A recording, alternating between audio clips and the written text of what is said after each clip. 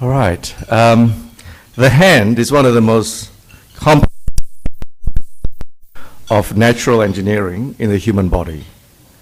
Because of its unique complexity and intricacy, treatment of the hand requires consideration of the entire hand up to the shoulder because it's an interconnected whole. Our guest speaker today, Suzanne Caragianis, works closely with hand surgeons, and she's a pioneer in the area of hand therapy, which is essential for hand surgery to work. She represents the best of the best in her field. Today, she will talk about one of her passions, which is essentially working in Bhutan alongside Australian and local hand surgeons. This is a program that Suzanne started herself. This is an amazing program. I was at a fundraising about 2 weeks ago for this, which I think raised about $50,000. There were 250 people there paying $125. There were surgeons. It was just a magnificent fundraising event, but it just shows the amount of support that the Adelaide medical community has got behind Suzanne's program. So without further ado, let me give you Suzanne Caragianis.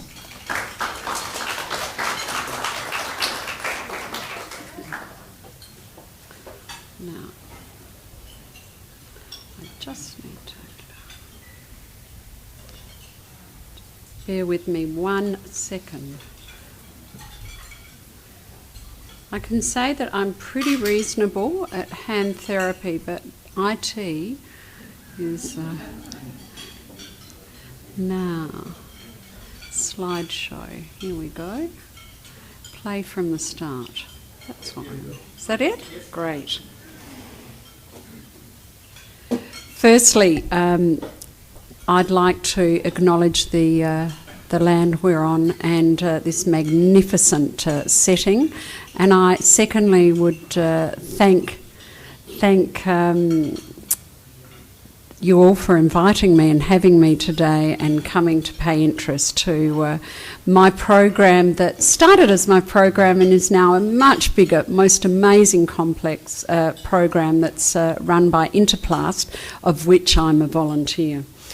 So where is Bhutan? Bhutan is nestled between India and China, and it's about the same size as Switzerland. It's called the Land of the Thunder Dragon, Drukyul. Bhutan became a democracy in, 2007. So it has a royal family, but a benevolent royal family. And they became carbon neutral in 2016 and carbon negative last year. So one of the only countries in the world to be carbon negative. So Bhutanese life, what does that represent? So they measure gross domestic happiness, not gross domestic product, which is quite incredible, but it means that they're quite third world in their medical services and their livelihood. There's an enormous amount of injuries through from farming, from mechanical work, from bad roads. So they live a very happy life. They're mainly Buddhist, 80% are Buddhist, so they welcome suffering. I'm not as good at welcoming suffering as they are. Their national sport is archery, and we do see some archery and dart injuries to head, chest and arms when they get drunk and dance in front of the archery. So, yes. So I'm going to talk a little bit about why Bhutan. I'm going to talk a little bit about the history of my program and the goals of the project, our achievements to date, and also the future goals and plans and how you can help. So why Bhutan? I've touched on that already, a lot of manual workers. Recently we've had a lot more bear maulings, and it's quite interesting when you look at animal attacks. You get this, so the little villagers that go out to pick their mushrooms, they have their hand up like this when the bears attack them, so they get munched, their arms get crunched, then they take their arm down and they get a degloving facial injury. So unfortunately, my hand therapy program was had to be, and fortunately was expanded by Interplast's involvement and our plastic surgery program. So I started working with actually Rajiv's good friend and my good friend Raja Sabapathy in India, and I did a lot of teaching in India through the Indian Hand Surgery Society because, as Zing alluded to, there's not great outcomes with complex hand surgery without the therapy and the patient engagement. So I joined a little group called HVO, Health Volunteers Organisation, or overseas, and they advertised a need in Bhutan. This is why I originally went there, but I'm not a general physio, and they wanted me for 3 months, and I had a busy practice going, so I said, no, I can only go for 3 weeks, and these are my expertise, and this is the teaching I've been doing in India. And they said, well, that's fabulous. So I went on my own, because really what I wanted to do was do a needs analysis to see what was going on. I found that there were only 3 major hospitals, there were no plastic surgeons, there were indeed no occupational therapists, and there was no hand therapy rehabilitation or indeed hand surgery. It was salvage procedures. And for people with no unemployment benefits and no social benefits, if you can't work and labour on your farm, you die. So for me, functional use of hands was critical to our livelihood, but theirs as well. So it was an over-ambitious task, but I'm pretty good at doing over-ambition and biting off more than I can chew and chewing it anyway. So off I set. I realised there were dozens of hand injuries and upper limb injuries on the old orthopaedic ward. This was back in 2009. And they just weren't operating on them at all. So, yes, there were very few physiotherapists as well, and there was no formal hand therapy services.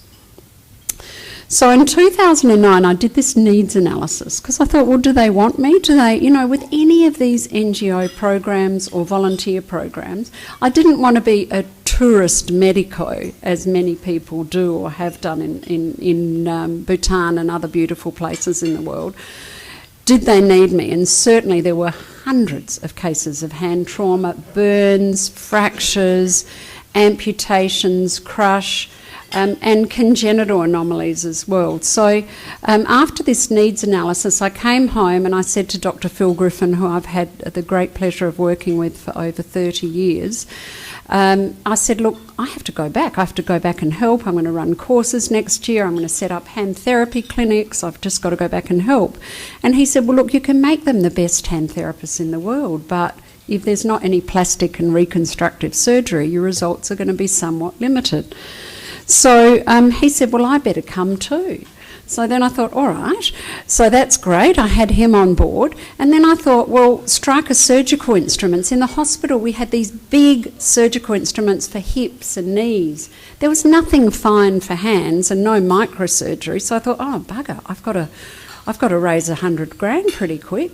So then I set up a little charity called Southern Adelaide Health Institute, run by Jagan Krishnan set it up, to be a mechanism for which my colleagues and friends could just donate, and as they donated I'd buy equipment and so forth. So that's turned out very well. In fact, I've raised $300,000 now over the last 12 years. So from 2010 to 2015, Phil and I ran the program with a team of volunteer therapists and surgeons from around the world and achieved some amazing results. And, if the talk was longer, I'd give you some examples, but life-changing, really life-changing. Phil said to me, look, I think this has got too big for us. Why don't we approach Interplast? And with Keith Mutimer, who was the then head of Interplast, we did a needs analysis. He was really impressed with the work we did, and he said, I think Interplast could expand this program and really help. So that's where it started off. So just to give you a bit more history, I raised I had a couple of charity events and raised that initial money. And Michael Hayes, bless him, helped me do the needs analysis with Interplast. And since 2015, Interplast have been going twice a year until COVID, and really expanded the program. We take surgeons, therapists, nurses. It's an incredible program. And we also have established an MOU with the government, the hospital, and the university, because any of these programs have to be, we want them to be independent. We don't want to just go in. And one thing I couldn't bear when I first went in 2010 was this American burns team. They go in, they operate, they involve no one locally, and they leave a mess after they go. And their numbers, what they believe success is the numbers of surgical that's their outcome base. But our outcome really is creating a program and independence for them in Bhutan so they can be self-sustainable. So that's certainly been my goal and that of Interplast, which I am now an active member. So we've done a lot of mentoring of surgeons and therapists, and in COVID I was talking to Murray about our webinars, which have just been fantastic. And it's really expanded the ability to get to these wide-reaching communities. So you've got to understand, even though Bhutan's the size of Switzerland, to get from Thimphu, the capital, to Monga, where we also operate and have a clinic, takes a 3-day drive over 5 Himalayan mountain peaks. And there'll be rock falls, and there'll be yak herders. And, I think one of the Interplast trips I didn't go on to Monga. Our car broke down and we had a team of monks pushing us uphill. So it's adventures. So we are now training Bhutan's first plastic and reconstructive surgeon, and certainly we need help for this from anyone who's willing. Dr. Sonam just arrived in Adelaide 2 weeks ago to do a one-year hand fellowship. But prior to that, my dear friend Raja Sabapathy, who's one of the gurus in the world for microsurgical and hand surgery, had him train with him for 18 months. So we're really excited about him training and going back. So a little bit about Interplast, because I think some of you don't realise that you are certainly the parent of Interplast. So Interplast Australia and New Zealand are an NGO that were established by Rotary District in 1980, in 1983, in conjunction with the Royal Australian College of Surgeons. So, in fact, you are the originators of Interplast, and we really rely on your support ongoing.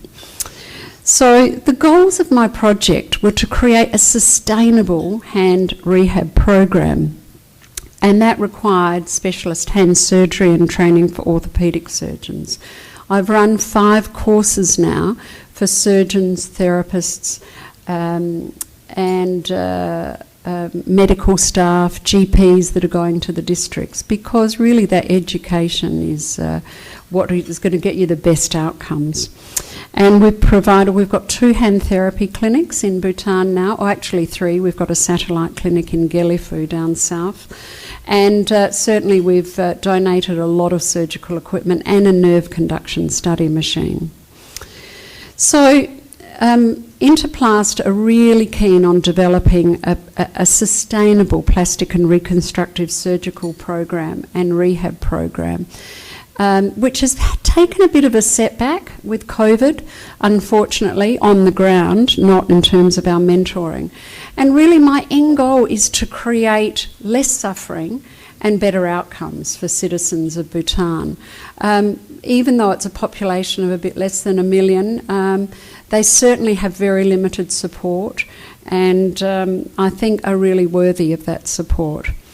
So what I want to just show you now is a few photos. I had some pretty grim photos, but I realised it was lunch meeting, so I thought I'd better back those off.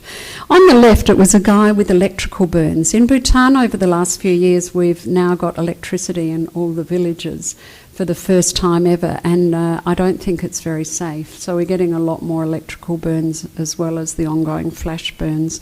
So this is Isaac Harvey, who came on a trip, and he was discussing with a patient. And on the right is with Dr. Sonam in the ward.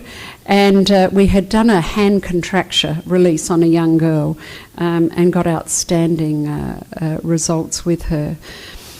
So the political negotiations are also really challenging. This is with the current health minister and Mark Moore and I. The outfits we've got on, the minister and I, is called a kira.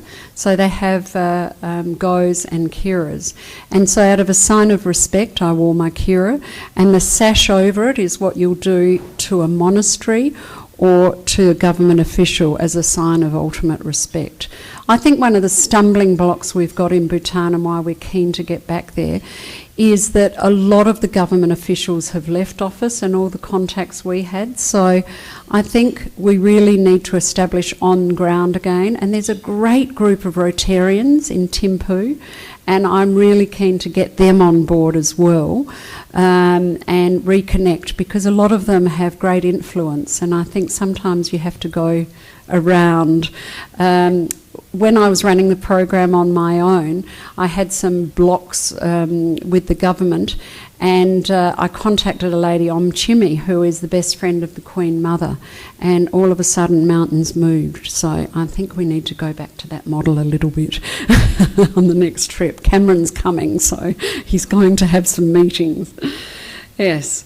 So formal teaching courses are really quite expensive, and I've funded them all to date. Really, what we've done is we've run continuing education courses for 2 days. We make them certifiable with an exam so that they get credit points, and we know that they've engaged in learning.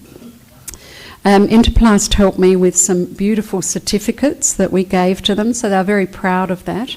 They have very little continuing education opportunities over there, so that's been another way of me improving their skills.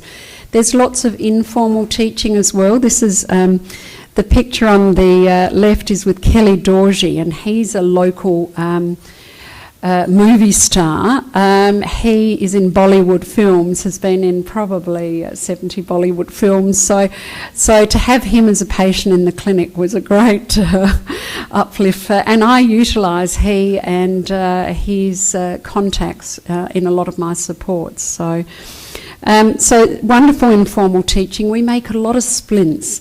And when patients have flail arms from a humeral head fracture and they've lost their radius, we make dynamic extension splints so they can actually move their hands. I remember the last time I was there, this guy with CP, this young boy, and all I did was put 3 little splints on his fingers and he could use his hand for the first time. So, you know, there doesn't have to be big surgery. It could be just some basic splints and education to change these people's lives. So the National Hospital is called the Jigme Dorji Wanchuk National Referral Hospital. That's why I've abbreviated it, in Thimphu, in the capital. And that's where we're running most of our camps and surgical training. I also have a hand therapy clinic in Monga in Gelifu, which my little fund supports the burns pressure garments and the silicone gel and so forth. So, how can you help? Interplast really need your support.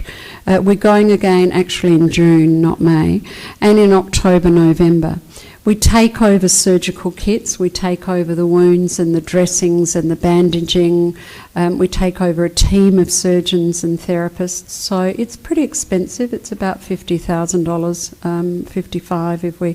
So we need support for that, and also for Dr. Sonam's ongoing training, and when we've trained him, we need a second plastic and reconstructive surgeon, because not one, and if something happens to him or he gets overwhelmed.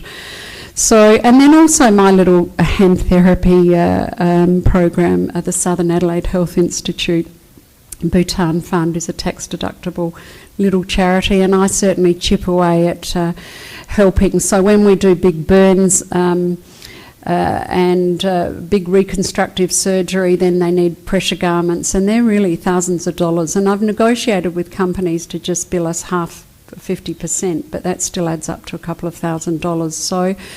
So I think the thing is, every cent that is raised really goes to an effective outcome at improving these patients' livelihoods and standard of living. So that's sort of, in a nutshell, my program on Bhutan, and I certainly welcome questions, and I just wanted to tell you that it's a beautiful country to visit. On the left is Taksang, which is Tiger's Nest, and that's lovely to hike to. And on the right is the Thimphu Dzong. So a dzong is where the head of the Bhutanese communities sit. That's where the Rinpoche sits.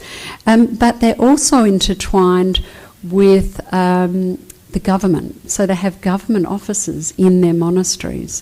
So it's an interesting country. I think I pray for its ongoing. I think Tibet was taken over by China, and Sikkim was peacefully taken over by India, and I think they're a tough little nation, but they have a lot of challenges ahead, and any help that we can give them, I think, is well received and well warranted. Thank you.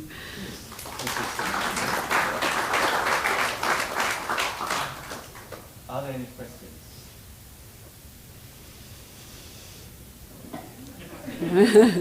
Yeah.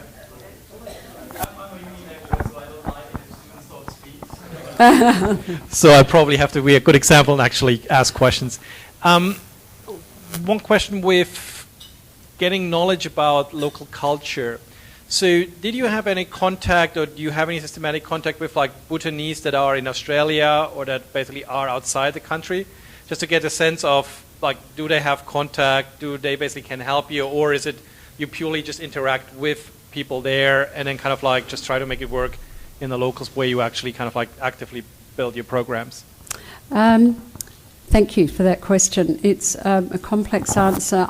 Through my little program, I sponsor some of the physiotherapists to attend meetings. I've just gained a sponsorship from the Australian Hand Society to bring one of the physiotherapists to our Australian Hand meeting that's here in Adelaide later this year.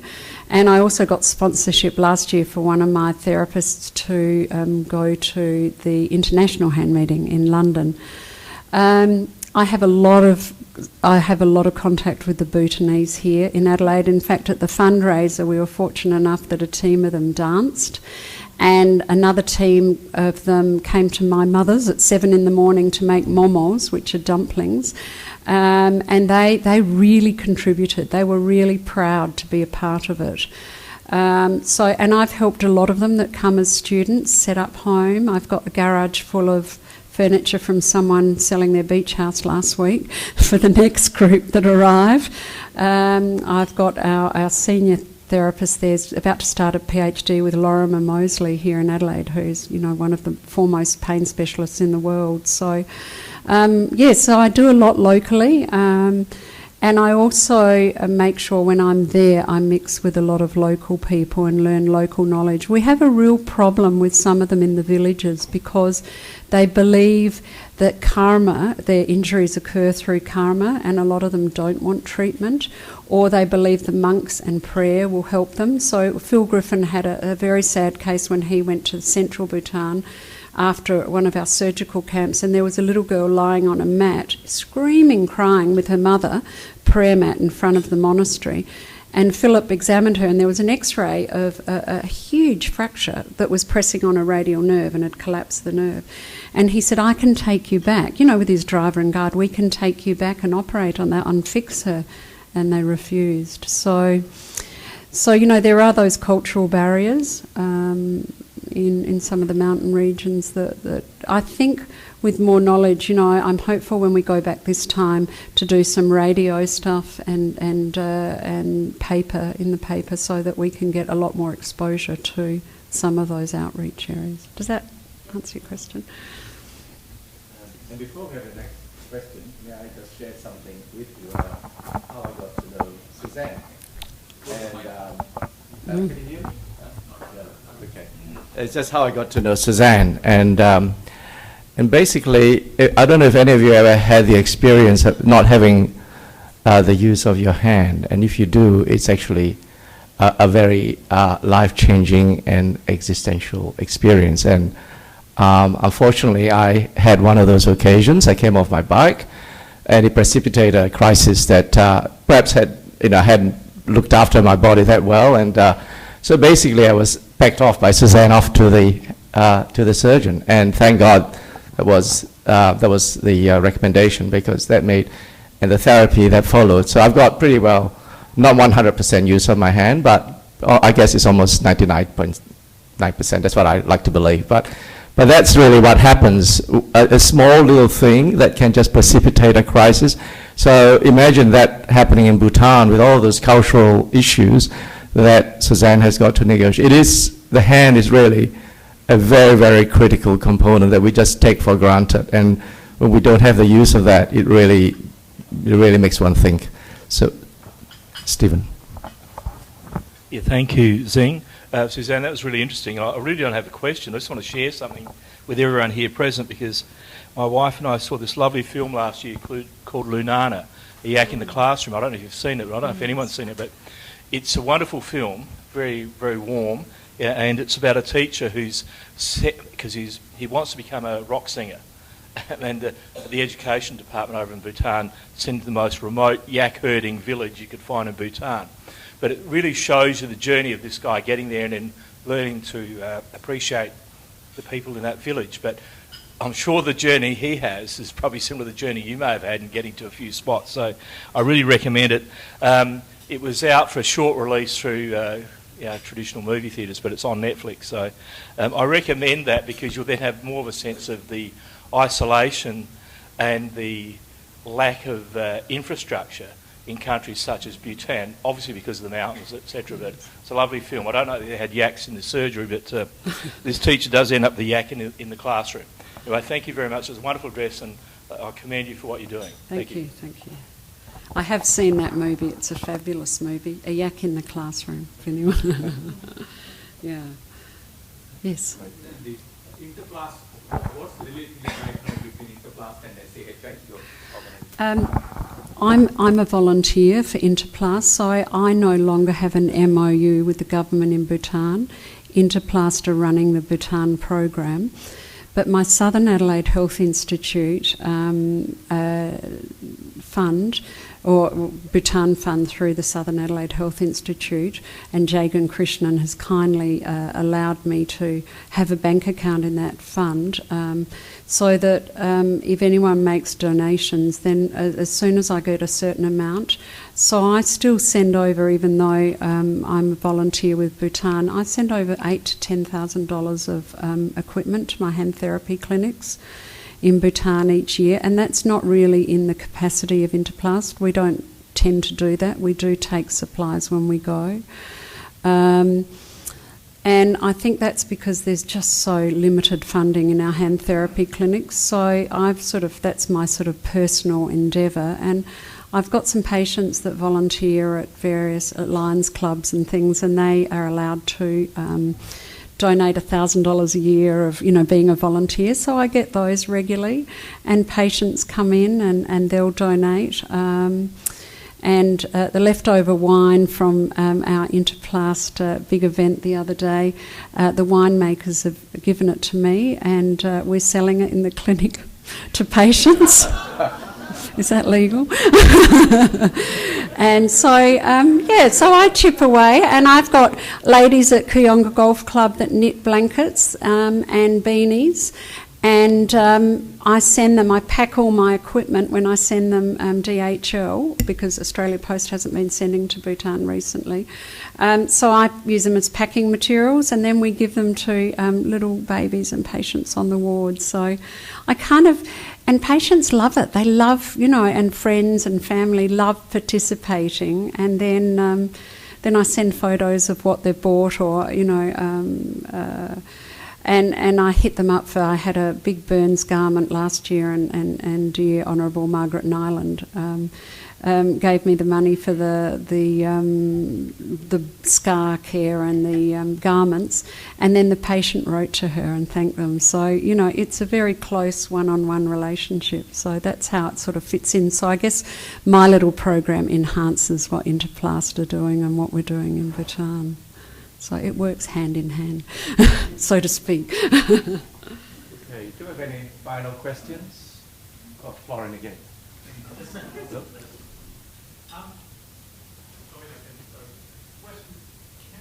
This is a question about like a medical question.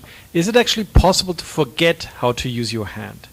Like if the hand is perfectly fine, but it's in the brain, or so that you just don't know how to actually do it. Oh yes, yeah. They say, every part of the body is represented on your hippocampus, and the thumb has the largest representation of any part of the body, because we use it. That's our difference between apes. For opposition and manipulation, and there's studies that show even 1 to 2 weeks of immobilisation in a cast shrinks that representation of your body part in the brain.